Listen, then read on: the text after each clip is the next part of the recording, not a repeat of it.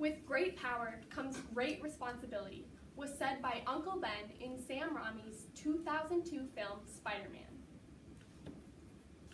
While Spider-Man makes a great hero, I believe the movie could have been better if he became a villain instead. First, I will summarize Spider-Man. Second, I will explain Peter's real path, and finally, I will explain an alternative path for Peter. Let's begin by reviewing Spider-Man's story. Peter Parker becomes Spider-Man when he is bitten by a genetically engineered super spider that changes his DNA. This causes Peter to gain a few powers. The first being that he grows barbs on his fingers that allow him to easily scale buildings. Peter also grows spinnerets on his forearms that allow him to shoot webs. Finally, Peter receives increased strength and reflexes. Peter decides to use these powers to help New York. He typically stops burglars, muggers, and other criminals on the streets of New York. Although in this movie, his main villain is the Green Goblin. Now that we know Spider-Man's story, let's look at how he became a hero. Peter Parker became a vigilante after the death of his Uncle Ben. Peter Parker had the chance to stop a burglar that had just robbed a wrestling company, but he let him go because this same wrestling company had just scammed Peter out of $3,000.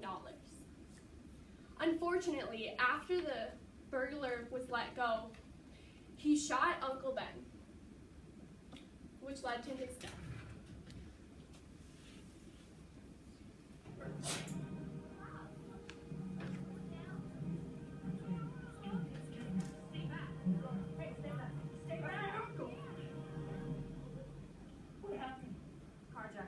Shot.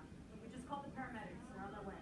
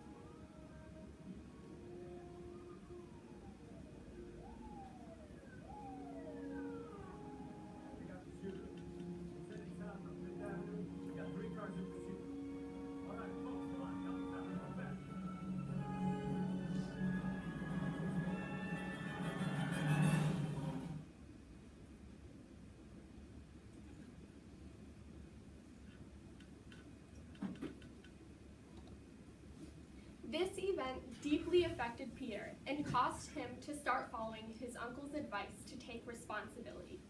Peter caught the burglar that killed his uncle, and Spider-Man started fighting crime on the streets of New York. Now that we know Peter's real path, let's take a look at an alternative path.